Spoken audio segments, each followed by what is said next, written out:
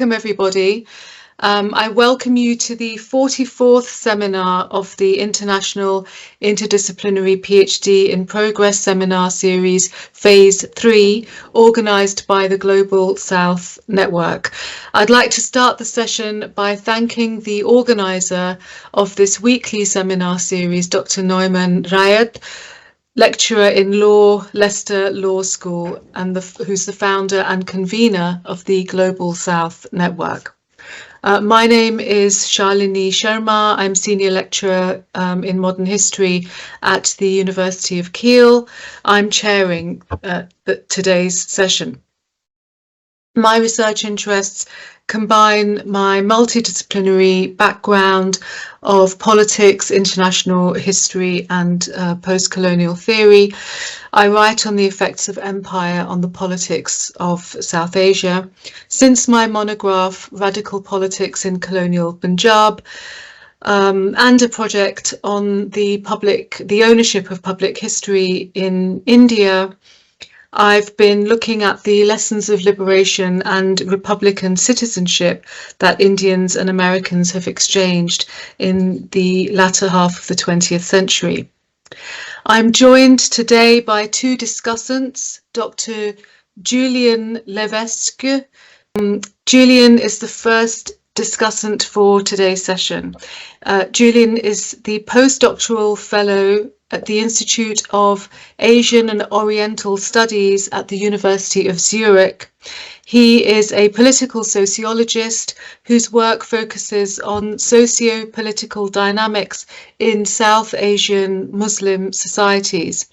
Before joining the University of Zurich, he was visiting assistant professor at the Department of Political Science at Ashoka University in India. Previously, he was head researcher of the Politics and Society Division at a French research centre in New Delhi, the Centre de Sciences Humaines. His first monograph, published in 2022 by the Presses Universitaires de Rennes in French, looks into nationalism and identity construction in Pakistan with a focus on the southern Sindh province. His ongoing work examines caste-based political mobilization among Muslims in India. Dr. Soheb Niazi is the second discussant for today's session. Soheb is a Gerda Henkel postdoctoral fellow at Freie University, Berlin, Germany. Soheb Niazi is a historian specializing in the social and economic history of modern India. His research focuses on non-elite Muslim actors in South Asia. He's been a doctoral fellow at the Berlin Graduate School of Muslim Cultures and Societies and was awarded his PhD from the Department of History and Culture Studies at the Freie Universität Berlin. Following his doctoral studies, he was a fellow at the International Institute of Asian Studies in Leiden. He's also co-editor of the project Tazkira-e-Jamia, Retrieving Past Lives from Jamia, a collaborative initiative of the Max Weber Forum for South Asian Studies and the Centre de Sciences Humaines in New Delhi. Shireen Azam is the peer commentator for today's session. Shireen is DPhil researcher lecturer at the Faculty of Theology and Religion at the University of Oxford. Her research is centred on the uncomfortable fit between caste and secularism, and specifically on the invisibilisation of caste among Muslims. She was formerly assistant editor at the journal Economic and Political Weekly. She writes regularly in the media with articles in the Caravan magazine, Indian Express, Mint Lounge, Wire, etc. Last but not least, our guest speaker for today's session is Azeem Ahmed. Azeem is a doctoral researcher at the Department of Sociology in Delhi School of Economics. He focuses on the intersection of caste, religion, democracy, and social movements. His current research examines the role of caste organisations among the Muslim biradaris or caste groups. Azeem will present his project titled Caste Organisations, Social Mobility and Politicisation of Caste Among Muslims in North India. Azeem, you have 25 to 30 minutes for the presentation. I'll probably sort of start waving 2 minutes before that time's up. Then this will be followed by 5 minutes for comments, questions of discussants and the peer commentator, and then 10 to 15 minutes of questions and answer session by the attendees. So Azeem, the floor is now yours. Thank you so much for this. Thank you, Dr. Mon, for inviting me for this talk on my PhD thesis that I'm working on. So I'll start with talking about a brief overview of caste scholarship among Muslims in India, and I'll try to locate my research within that. And then I'll give an overview of the research that I have done and some of an overview of that research. And if I still have time, I'll also want to tell you about what I have been working on in last few months, and if there are any comments and suggestions, that will be very helpful. So I'll start with the scholarship overall. So while caste plays an essential role in social organization among Muslims in South Asia, the scholarship on caste among Muslims is limited. Most scholarship focused on either comparing it with the Hindu caste system or proving the existence of caste among Muslims. However, two very important scholarships among this stand out, starting with Ghosh Ansari in his book Muslim Caste in Uttar Pradesh in 1960s, outlines caste as among Muslims as a Hindu influence, which is the result of the acculturation, which he also calls culture contact between two communities, Hindu and Muslim. Most of his analysis is based on the available historical documents, especially the reports by colonial ethnographers, including but not limited to census reports. He classified Muslim caste in 4 categories: Ashraf, who are foreign descendants, Muslims, and Muslim Rajputs who have converted to Islam. Clean occupational caste, those castes who do the work of service caste, but who are not seen as polluted, and then unclean caste. Another scholar whose work is important in this context is of Imtiaz Ahmed. He, in his work on caste and social stratification among Muslims in India, he talks about the lack of empirical studies on Muslim caste groups and tries to fill that gap through this book. And on the basis of fieldwork carried out by Imtiaz Ahmed and other anthropologists and sociologists in other parts of India, they attempted to bring a volume on caste among Muslims, trying to sort of understand social stratification to the extent and also trying to sort of locate caste among Muslims and compare it with Hindu caste to the extent to which caste could be said to be in existence among them, that is Muslims, and to explore the degree of similarity of their social stratification to caste among Hindus. After the scholarship by Imtiaz Ahmed, a new strand of scholarship is seen in early 2000s, which is after the emergence of caste-based mobilization of Muslim backward caste, who are called as Pasmanda. So the scholarship on Pasmanda politics challenges the notion of monolithic Muslim identity and politics and tries to complicate the monolithic narrative of the Muslim society. And recently we see that caste among Muslims have also seen a renewed interest with the rise of majoritarianism in India. So while the scholarship on Pasmanda mobilization provides an understanding of caste among Muslims, research on individual caste groups and their organization is limited. However, a lot of us are trying to work on that. So this is where I hope my work on caste organization and their mobilization can help us to better understand the dynamics of caste stratification among Muslims. After this, I'll start with the history, short history of Muslim caste organization. So, if we see historically, caste groups or biradris have tried to pursue social mobility by claiming a higher social status. In this process, we see there are history of some occupational castes, that is the Peshawar biradris, such as Ansaris, Qurashis, which has been documented, and we see that these biradris tried to establish caste organizations in the early 20th century to claim a higher social status. The caste that I am talking about today, the caste organization, they also, that is Rhines, I'll tell you later, will come to who the Rhines are, but they also made similar efforts to consolidate their identity by establishing various caste organizations such as panchayats and caste associations. As part of this process of social mobility, these associations' main goals were to challenge the stigma that is associated with their identity and to adopt a respectable lineage and present a new or alternative history of their biradri. So in this paper, I am going to focus on the role of caste organizations in the process of social mobility of Rhines, which is a marginalized Muslim caste in India. So the paper will try to explore the process of social mobility and their claim to higher social status with political representation, looking at the case of looking at the caste organizations within the Rhine caste.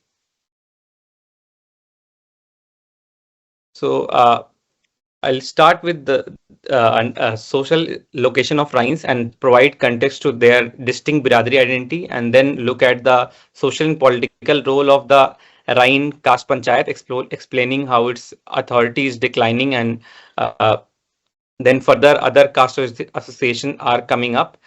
I'll also explore the role of caste associations in their endeavor towards social and political mobilization. And then in the final part, I'll also explore the evolving nature of the local Biradri organizations by focusing on a new charitable organization formed by Rhines. So this research is based on year of fieldwork with Rhines in a district of UP, which is Pratapgarh, which is in eastern UP.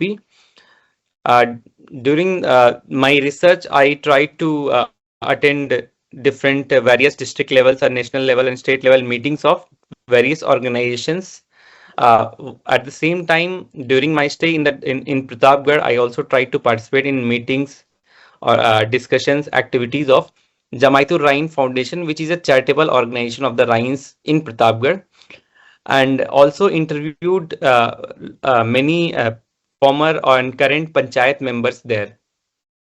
So starting with the social location of Rhines, the Rhines are primarily associated with selling fruits and vegetables, and they are also called as Meva Farosh, that is fruit seller, and Sabz Farosh, that is green grocer.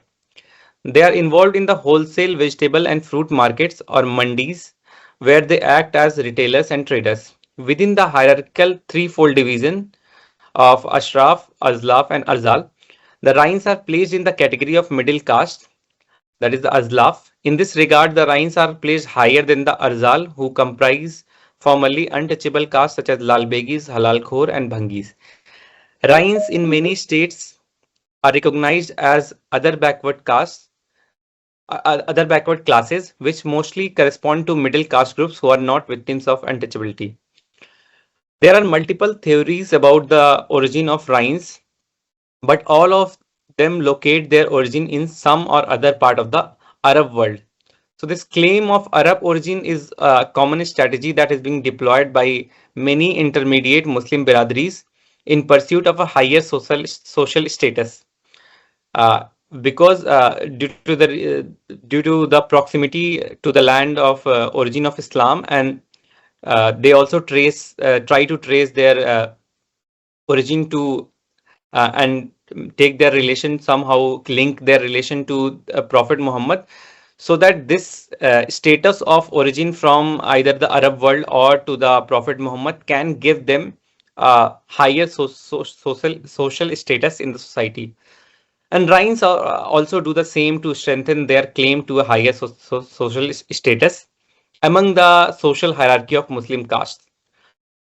However, there is another group of Arains, a caste which is populous in India and Pakistan, who themselves claim a higher social status for themselves, contest this genealogical claim of the Arains.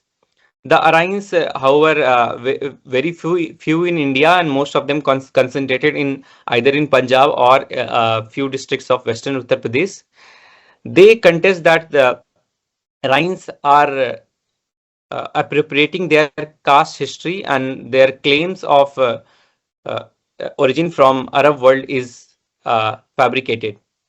However, despite their claims, there are still I have been able to trace some relationship between Arain leaders and Rain organization, which were established in 1930s. I will not go into detail of Rain and Arain contestation. Next, I'll try to move on to a brief outline of the Rain caste organizations and their role in social life of Rains. So, as I had said earlier, that I am trying to understand the role of caste organizations among the Muslims, and within the Rains, I am trying to trace three different kind of organizations. I'll start with the caste panchayat, that is also called as the Biradari Panchayat.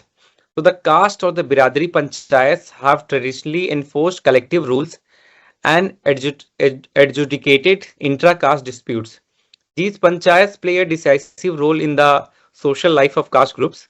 The caste panchayats of Rain in Pratapgarh operates through a hierarchical structure which exists at three levels. Uh, with the primary units of TATs at the village and town level, and there are other higher level of panchayats where people go for dispute resolution. But these caste panchayats as an institution not only focus on internal disputes but also try to devise rules and regulations for their members to follow. And most of the rules focus on social reforms and religious customs. Uh, they will try to, for example, put restrictions on intercaste marriages or tell what kind of religious practices and rituals should be followed.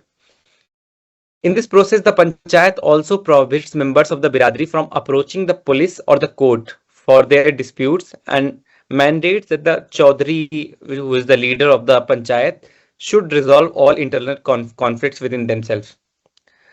So the panchayat tries to enforce its rules and regulations by using the mechanism, various punishment mechanism, and one of them that is used especially is the mechanism of excommunication.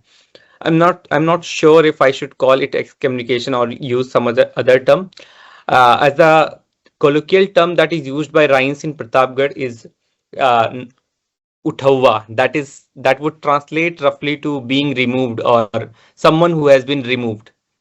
So those who are excommunicated or removed are prohibited from participating in social affairs and more importantly from conducting business in the wholesale vegetable market or mandi. This is very critical as rains are closely associated with the mandi. So if you are asked if you are restricted from either buying or selling in the mandi as a rain, your social life, not only your social life but also your occupational and business life is also cut off. But however, with a significant population now trying to work outside the mandi, outside the vegetable market, the effects of social and economic boycott have diminished. And Rains, by severing their reliance with the on the mandi for their livelihood, they also freed themselves from the panchayat authority. So now when the panchayat excommunicates a family which is not dependent on mandi, it does not have the same impact as it would have on a family whose business is closely associated with it. Nevertheless, despite these instances of declining authority of Biradari Panchayat and the Chaudhary, the Panchayat rules on many issues continue to be respected and adhered to. For instance, the Caste Panchayat in Pratapgarh excommunicated the family of Imtiaz, this is pseudonym, a primary school teacher, because he married outside the Biradari in 2013. When I met him in October 2021 during a meeting of the association, he was very apprehensive about going on the stage and talking to the audience present there. Although he was invited there as a guest, but he feared that someone from the crowd will notice him and tell everyone that this person is an utha hua, that is, he has been excommunicated or removed from the biradri. However, despite all these apprehensions, his excommunication was not brought up and does not seem to be an obstacle to his involvement in the community activities. Although it appears in other conversations as which is seen as an exception to the caste rule of endogamy marrying within the biradri. However, the erosion of panchayat authority undermines its influence and the role in the political process. As the role of panchayat is declining, we see that Rhines also align with other caste organizations such as the Caste Association. However, this does not mean that one organization replaces the other. They coexist.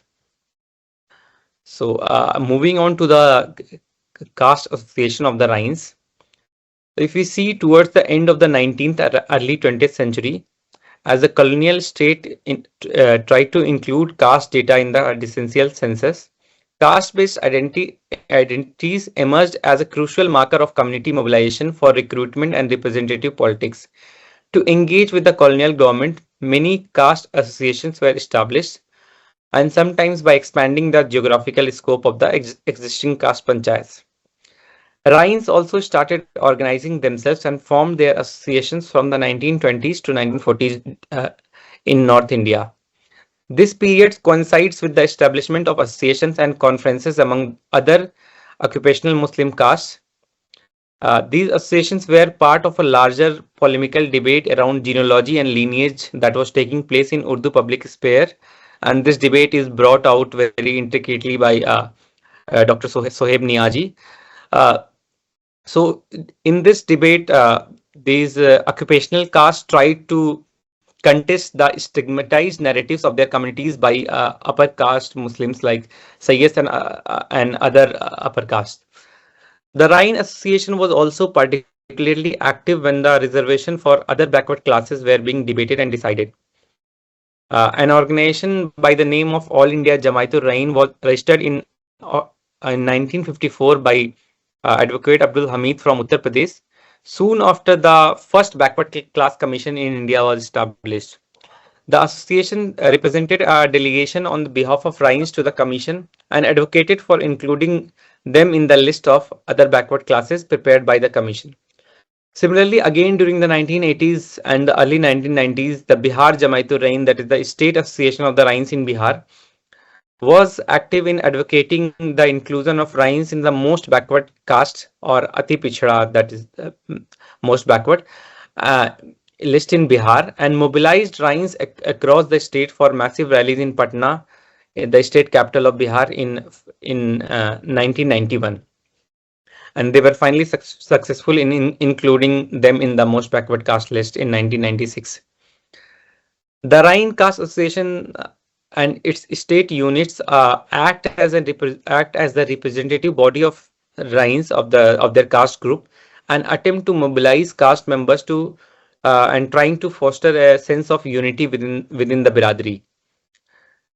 At every social gathering, there is a persistent feeling of a lack of unity among the Rhines, and the discussion then underlines the importance of promoting unity within the biradri with most suggestions pointing to widespread use of caste title, that is using Rhine in their name to enhance the community's visibility and strengthening their identity.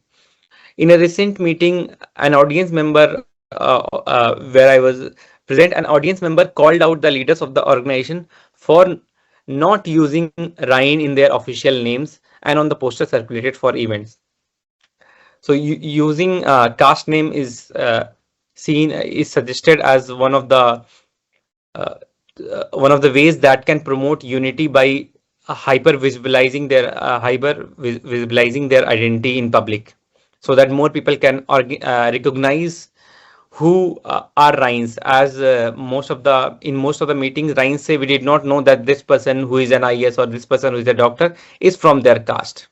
So by using the caste names, this visibility is possible where you can recognize a person from your caste and then create a sense of solidarity with them. Association leaders also attempt to initiate an agenda of social reform by forbidding un-Islamic rituals, and in their meetings try to make a resolution for prohibiting dowry in marriages, and also try to organize istimai nikah, that is group marriages, where many couples can get married in a single event. Such initiatives provide them social legitimacy and eventually help them to pose as social and political representatives of their castes. Uh, Caste organizations also try to mobilize their caste identity for electoral success. So the Rhine leaders cite that they have a large population, especially in the states like Uttar Pradesh and Bihar in India. And if they can mobilize this large population, they can participate in electoral politics.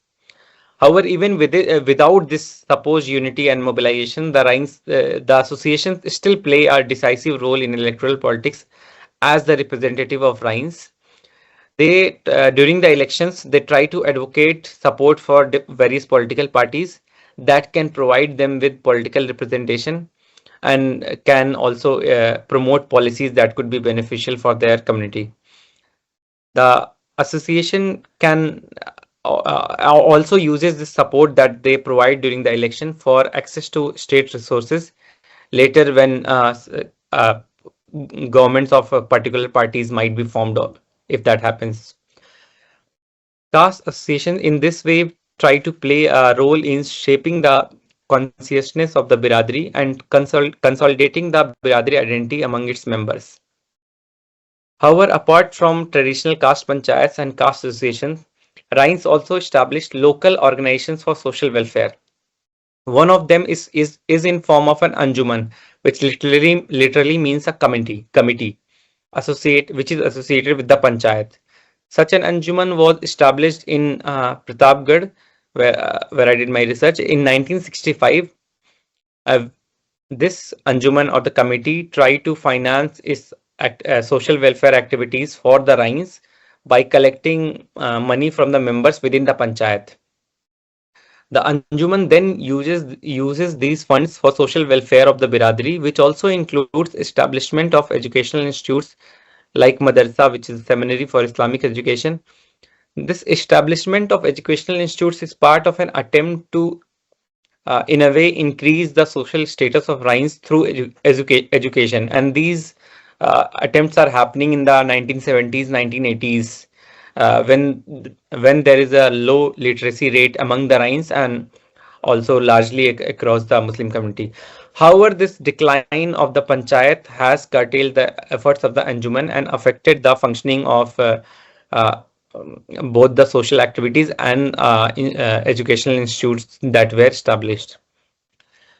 With the shrinking of Anjuman activities, a new organization which is named Jamaitul Rhine Foundation, also called as the Rhine Foundation in Pratapgarh, has emerged as one of the important organizations which claims to function as a volunteer organization to help socially and economically backward people in education, health, employment, and tries to participate in social welfare activities.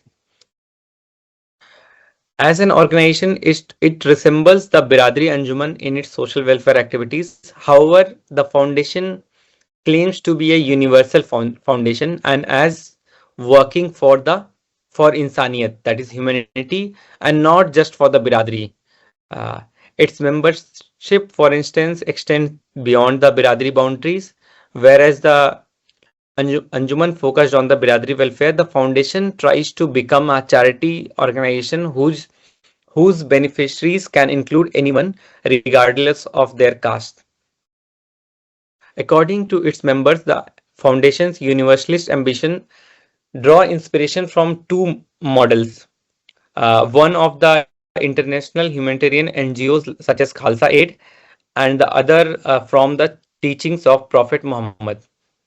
The members of Rhine Foundation in Pratapgarh referred to the activities of Khalsa Aid as a model to emulate and assert that Muslims should engage in humanitarian work like the Sikhs do. While referring to Khalsa Aid, one of them says, "ये हमारा काम है, हमारे पैगंबर ने ये काम शुरू किया था, हम लोग अपना काम भूल गए हैं. This is our job, our prophet started this work and we have forgotten our duty. Thus, while Khalsa Aid provides a model to imitate, foundation members justify their endeavor in Islamic terms. However, the universalist claims of the foundation are contested locally, despite its open membership and the presence of some non-Rhine members. The organization's office bearers are all Rhines. Indeed, many among and beyond the Rhine perceive the foundation as a biradari organization, as a caste organization, as the name of the organization also suggests. The foundation's coordinators stress the importance of maintaining Rhine in their organization's name while also working for universal welfare. One of them says, हम सबको साथ लेकर चलेंगे लेकिन नाम हमारा होना चाहिए. We will take everyone along, but the name should be ours. The leaders of the foundation thus seek to establish a community-based organization with universal ambitions. Universal ambitions in terms of charity. Through its attempt to become a universal organization, the foundation aims to cultivate an honorable image of Rhines in Pratapgarh as a community that works for humanity and not just for themselves. This is an attempt to sort of move up the ladder of social hierarchy to an attempt at social mobility through the use of universal charitable activities. The case study of Rhines highlights the existence of three levels of caste organization that I have talked about: the panchayat, the association, and the foundation as an example. The traditional form of caste organization or panchayat, as we see, has lost considerable authority over time. It struggles to enforce internal rules and activities of its social welfare branch, that is the Anjuman. And the association focuses on mobilizing the Biradari identity, emphasizing unity and future political ambitions. And as we see the Panchayat and the Anjuman's activities declining, the foundation emerges as a complementary organization trying to enhance the reputation of Rhines by engaging with other social groups through its universal charitable activities. So what I am trying to say is that these three levels of organizations try to coexist with each other, and in this process of coexistence, they also try to enhance the caste identity of Rhines, trying to make a claim to social mobility while also making claim to higher political representation and in the process claiming a higher status in the society. And this process also occurs. I have not been able to touch much on this, but I'll make a short comment on this. That this process also occurs among the intersection of caste identity with other broader Pasmanda and Muslim identities. So if we see in context of elections, Muslim politics is often framed through distinctions of minority and majority, while caste identity takes a backseat. And this is where we see tensions of caste and religious identity come to the forefront. And if you see in contemporary politics in India, we also see recently outreach that has been made by BJP to engage with Pasmanda, that is backward Muslims, a category which also includes Rhines, also creates new kinds of tensions, and we see that this new dynamic can also potentially elevate the already existing tensions and show inter-biradari differences within the Pasmanda category. I have a short section that I have been working on last few months, which is on caste and religious identity. I would like to read that maybe and get more comments on that. So if we see, despite the declining influence of caste panchayat and their rules, the moral authority of caste continues to shape the contemporary lives of caste members, especially in case of Rhines. So I'll narrate a small incident that brings out this moral authority of caste in that way. A few months after I finished my fieldwork in 2023, I was in Pratapgarh to attend the wedding of the daughter of one of the leaders of the foundation. I was sitting with members of the foundation in their house when one of them asked me, when would I get a job and get settled finally? This question was uh, to ask me if after getting job, when can I get married? And when the discussion came to my marriage, they asked me if I would be ready to marry outside my caste. I told them I don't mind marrying outside my caste. And this after this, there was a discussion when one of them started telling everyone present at the moment that how university students marry by their choice outside the biradari. He also gave an example of someone who was studying at a university and their daughter married outside, and also gave me two examples of someone from my own caste whose sons live in Delhi like I do and had married outside their caste, implying that I might also marry outside their caste. However, after all this discussion, uh, the person that was telling me all this came back to reiterate that it is best that you get married within your own caste. It does not create much problems. He added that it is still very rare in their caste, that is the Rains, for people to marry outside. And then a discussion followed about how it was almost impossible for them to marry outside the caste because of the excommunication that was enforced by the panchayat, and they still try to follow that, and it is an exception in their caste if someone gets married outside. Okay. This is it. Thank you so much for this. Thank you. I'm sure there's going to be some time for you to get back to some of your points, so don't worry. I'm going to now invite the first of our discussants, Julien. Julien, 5 minutes for your response, please. All right. Hello, everyone.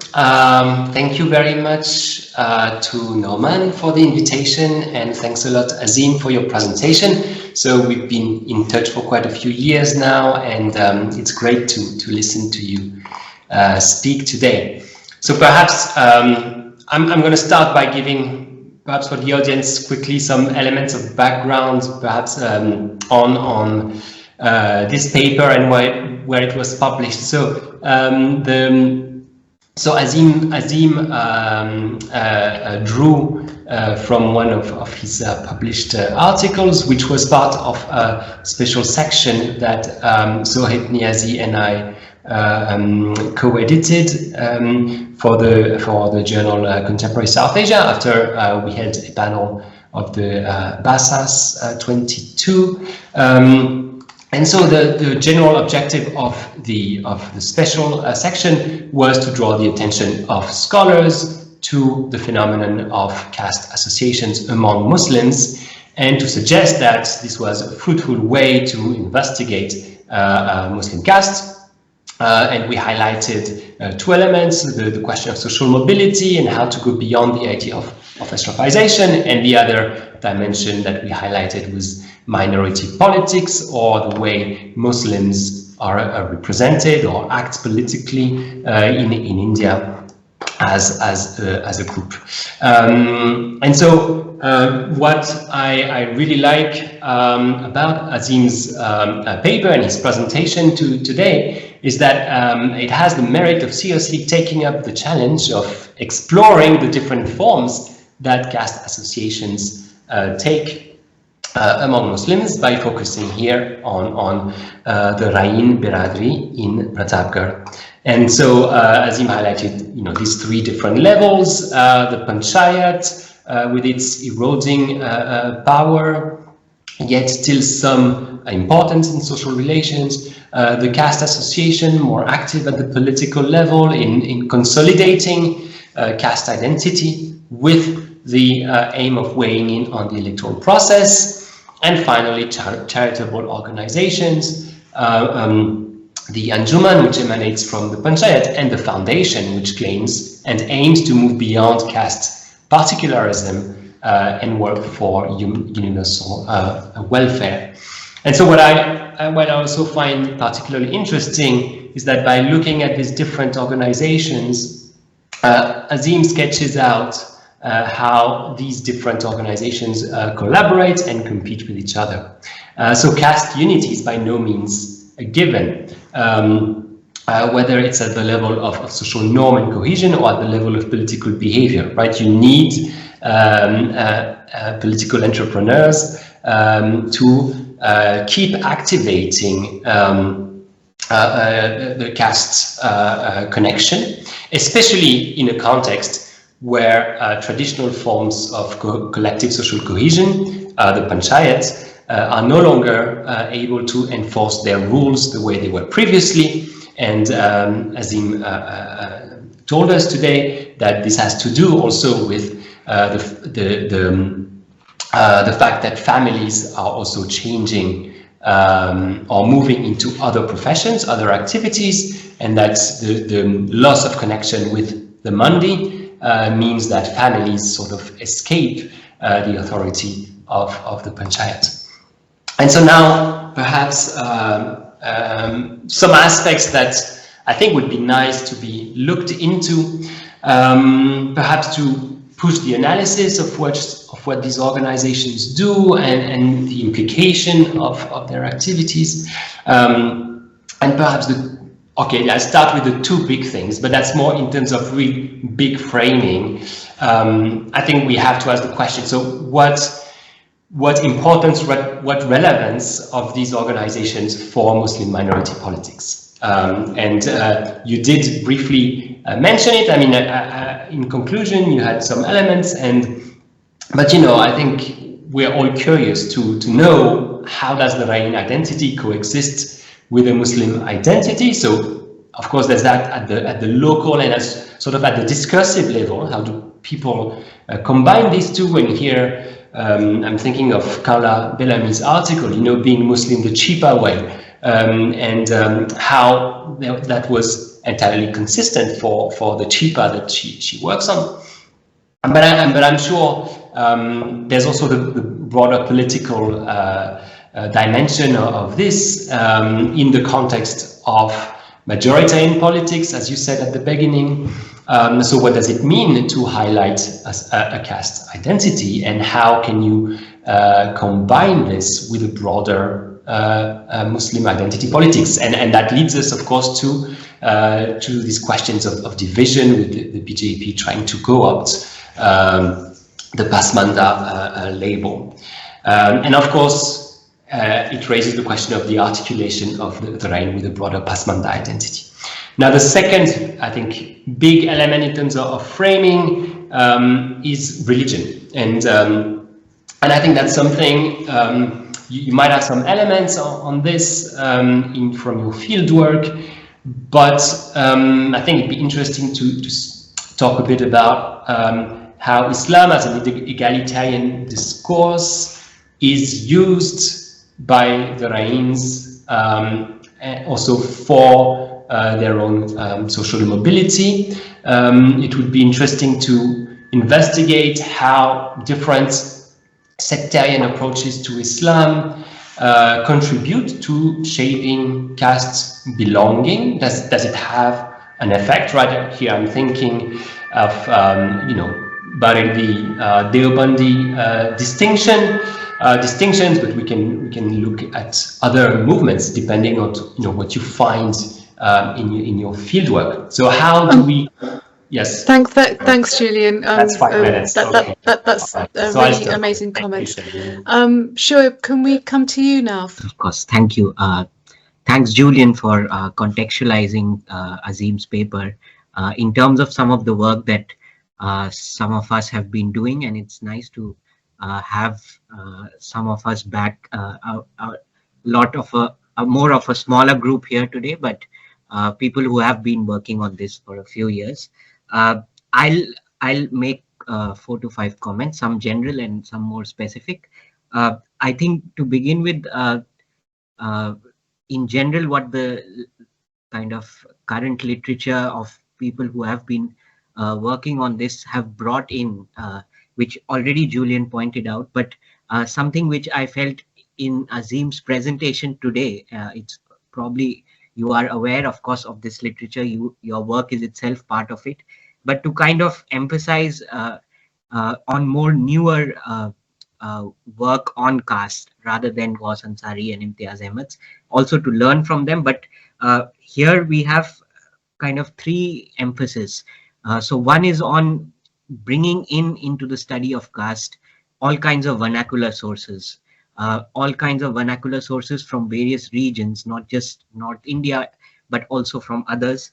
Uh, Work is already being done in these contexts in various uh, by various scholars. Then there is a focus on biradri-based associations, and many of us in this special issue as well, in which Azeem's article is part of, emphasize that, which is kind of very new and analytically gives us a lot of understanding of moving away from this debate whether caste is coming from Hindu influence or not, but to actually talk of biradri-based associations. And the third is to complicate this narrative of Ashrafization, which many of us do in recent research.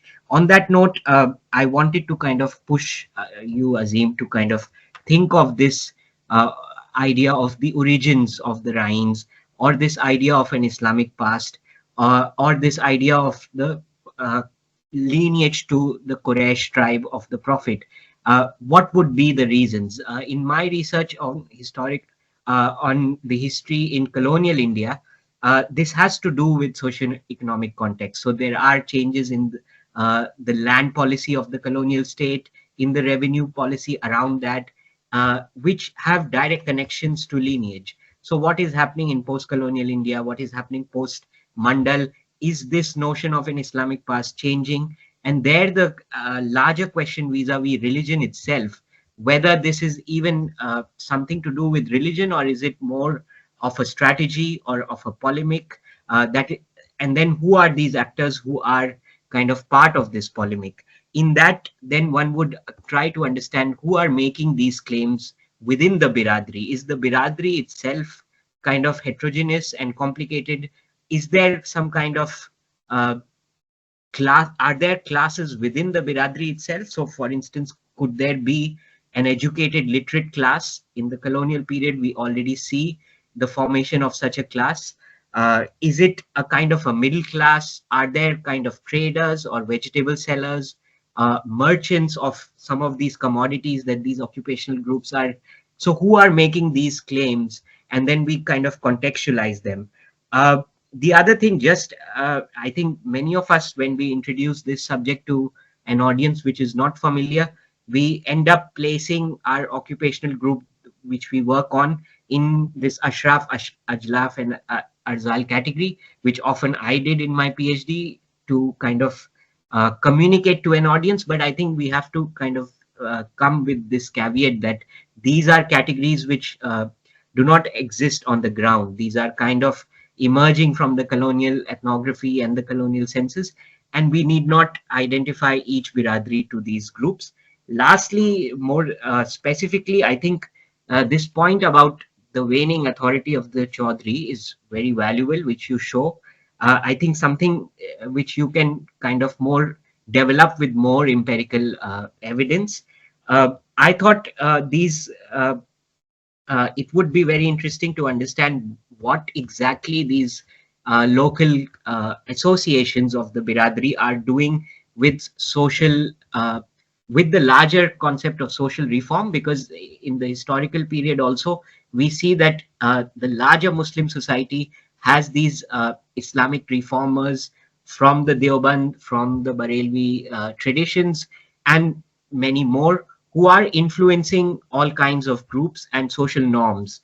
So then what the anecdote that you ended in with would be very interesting to kind of develop, whether these are related to what are the changes in social norms and values to do with marriage, to do with dowry, as you said. How are these being traced from these larger traditions of Deobandi and Barelvi? How are they different from them? What is really happening? And because also endogamy, as you pointed out in that, is one of the ways in which caste boundaries are marked. And this becomes a distinction whether people who have migrated to Delhi do not follow this, or people who remain. So this is something I would hope you can develop, and I look forward to your work. Good luck. Thank you.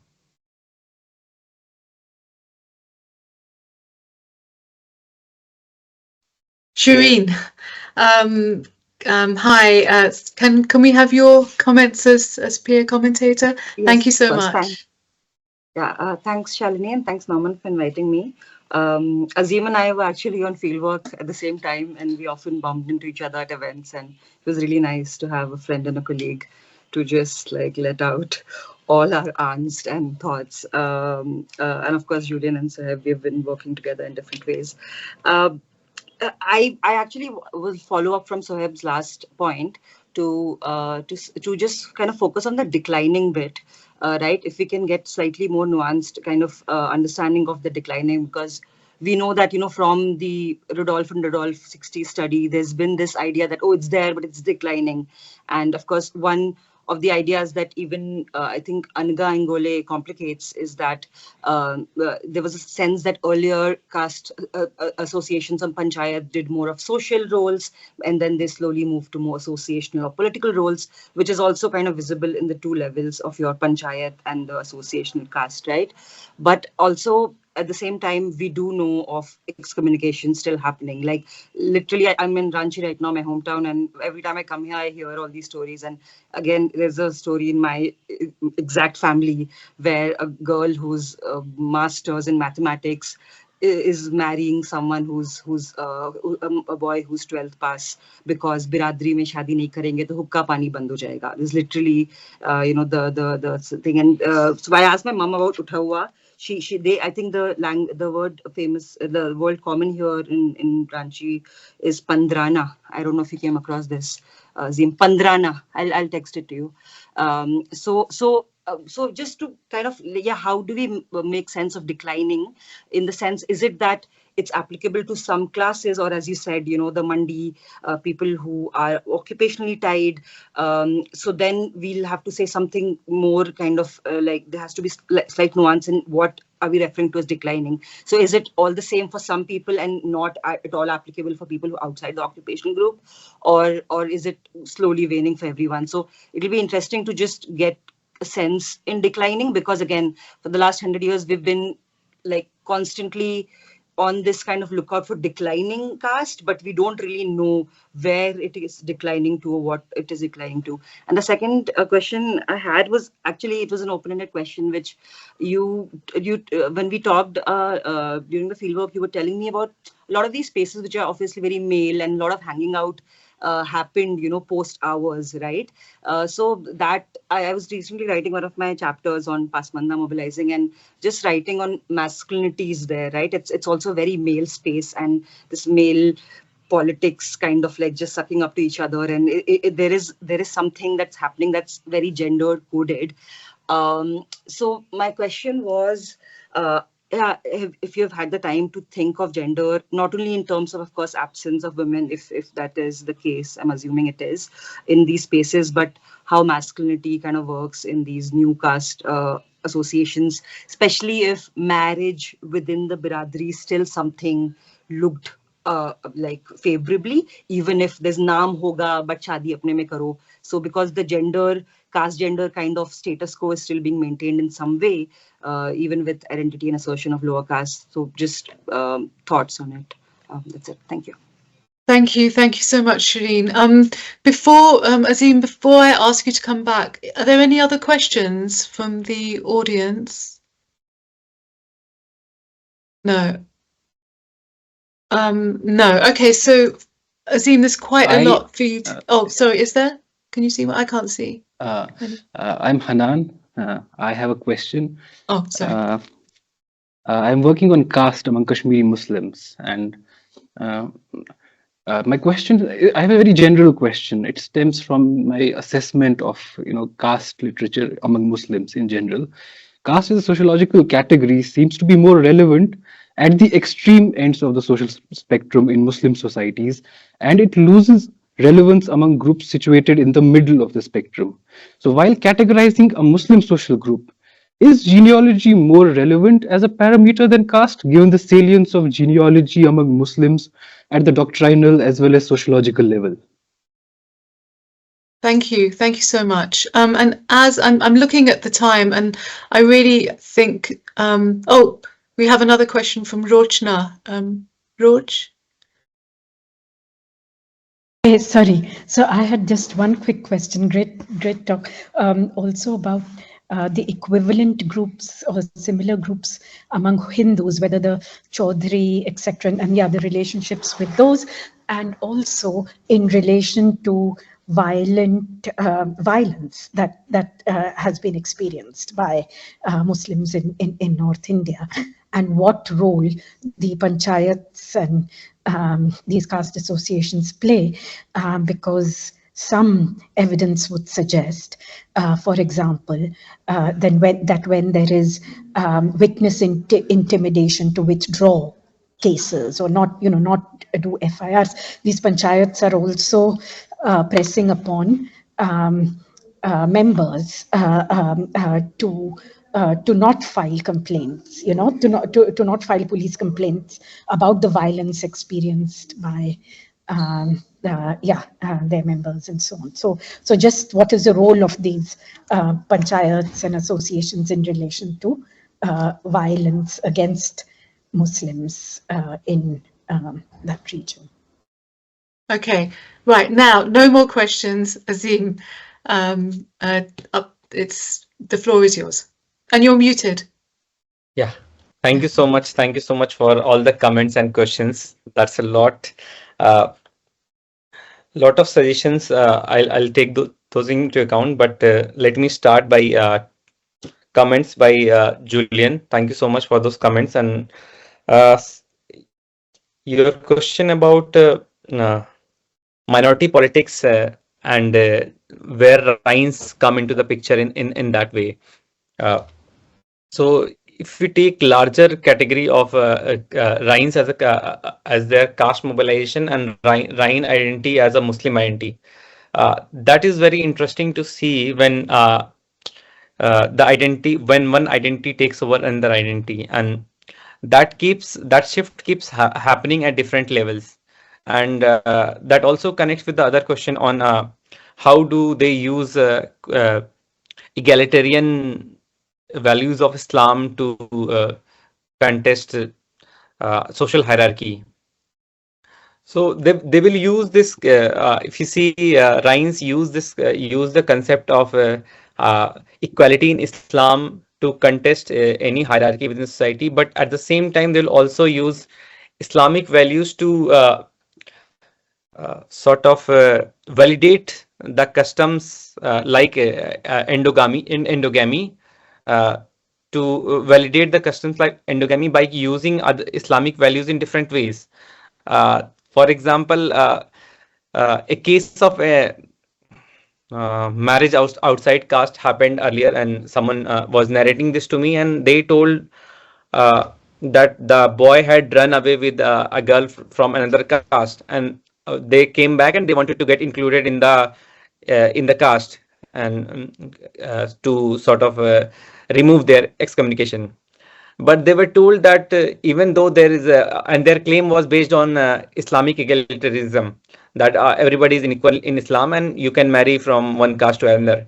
But they were told that they okay, we accept.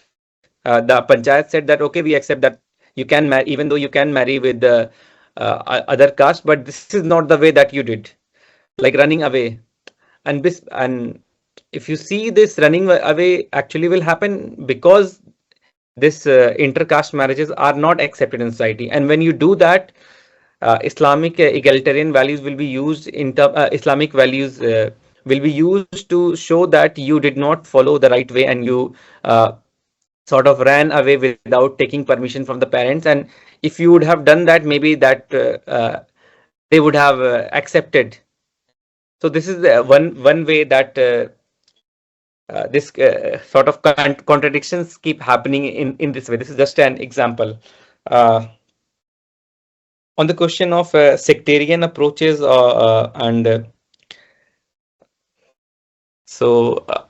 sectarian approaches, and also on the question of another question that was on social reform with and Devbandi and Barelvi social reforms.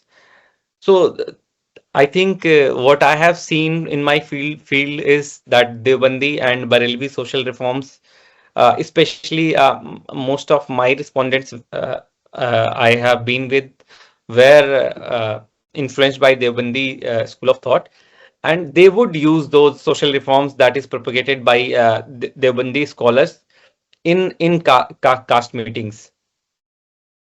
And going to Soheb's suggestions, yes, I think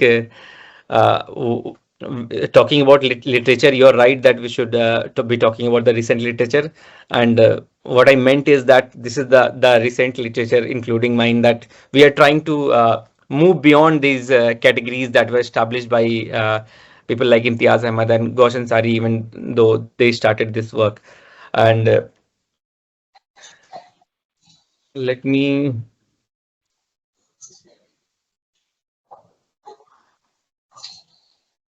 okay, and okay, I might be skipping a few, but I'll try to answer most of the questions that I can.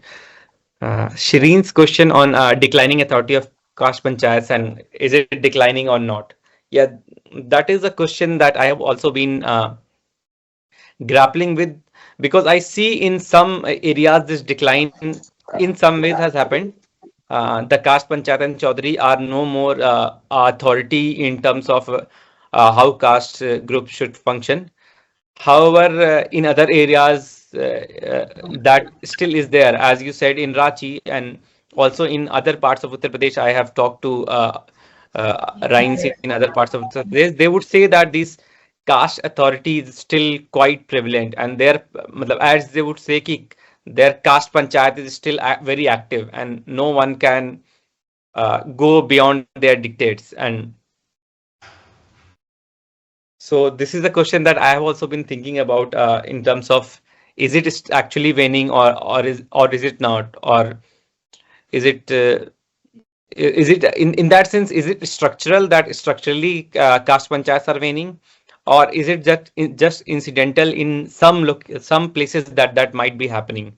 So that is a question that I am trying to find an answer to. And your question on masculinity is very important, and I'm also thinking about that, how to understand masculinity in these spaces, because most of these spaces of the panchayat, the association, the foundations, all of them are like almost exclusively masculine spaces. Very few organization meetings, especially few of the association meeting that happens in, for example, Lucknow, that might have a few female members in the audience. For example, there was a meeting last month in Lucknow which had some 50 female members out of 1,000. So that was some participation, but otherwise, uh, in larger context of these caste organizations, we see negligible presence of women. And what does that translate to in terms of masculinity? I'll think more about that. Thank you, Shireen, for that question. Uh, Hanan's question on genealogy more important than caste. Uh, I am sure. I mean, genealogy is important to understand caste, but I don't understand how. I mean, how and why you are placing caste against genealogy. Uh, do you mean that caste is not a category that could be used to study caste among Muslims? That is a question that a lot of people are asked earlier. I think we are sort of trying to move beyond that and not be fixated with if caste as a category or biradari as a category should be used or should not be used for Muslims. But I agree that genealogy is important to understand how caste among Muslim functions. And as Soheb also suggested, that I should look more into how these genealogies are constructed and who are constructing them. And that also reminds me Soheb's question on the sort of heterogeneity of who are the people who might be making these claims of genealogy. Uh, so in the context of Rhines, you see there are traders in the mandis, and there are what we can, although we would not exclude traders from the mandis, but there is a class of a middle class that has been formed, that has formed since the late 80s and 90s. And these are the educated middle class persons from these castes that most of the time make these claims. That's what I want to say right now. I think we have little less time, so I'll go back to Rochnabad place questions on okay, equivalent groups among Hindus and their Chaudhries and how they are interacting. Uh, I'm not sure about interaction with the Chaudhary, but what I can tell about equivalent groups, especially in case of Rains in Pratapgarh, is the another group, Hindu caste group of Mauryas, who are also involved in vegetable farming and trading in these mandis. What I could find that there is a close connection in terms of their businesses, and they buy and sell from each other. But in terms of their organizations interacting, I have not been able to trace. So I'll try to find if there are any connections within the organizations, but they are actually closely related, and there are claims that other caste groups, other Muslim caste groups make about Rains in Pratapgarh locally, that there is a large population of Rains in Pratapgarh because this area was populated by Mauryas earlier. So Hindu caste group which used to do vegetable farming, and that is because they have converted, and that is claim made by other castes in Pratapgarh, that because Mauryas have converted, uh, that is why there are so many Rains in this locality. So that is one way that I could trace the relation. And your question on violence against Muslims in and the reactions of so in terms of reactions in this case of violence, and as we have been seeing in last few years, especially some of the violence happened in UP recently too. And so the caste panchayat that I have been close with, that I have been following, is in that sense not very active. As I said, it's waning. So I'm not sure about them, but the caste association was in some ways active, but more than their activities, what I have information about in this case of especially in the recent violence that happened in the Bahrain district, if during the, I think, Ram Navami procession. So the I have talked to many Rains who told me that this association is useless because they are not talking about our Biradri brothers or caste brothers who have been targeted. And I have not been to that area where this violence happened, but a lot of them told me that it is Rains who are involved in in those cases. Many of these Rains has, but at the same time, I don't see much activity from the association. So although they make claims on behalf of the caste group, their activities in these cases are not very visible. And I have many other such instances where uh, Rains have told me that there is this person who against whom someone has made an FIR, sort of dominant caste person in a village have made filed an FIR against them, but the association is not coming forward to help them. So there are these instances, and I know my presentation could not capture these other nuances, and sometimes it might feel like a homogeneous category, but these exceptions are there, and it is not homogeneous in that sense. I think I should take that into account before talking about the overall caste association, because most of the caste associations have these kinds of claims. However, there are many who are outside the association who tell that even though uh, claim to represent the caste, they are not there when there are such instances of violence, such instances of threatening, or other such instances. However, these contestations keep going on, and I hope to write more about how intra-biradari contestations keep happening through organizations and through individuals too. I hope I answered some of the queries that you have.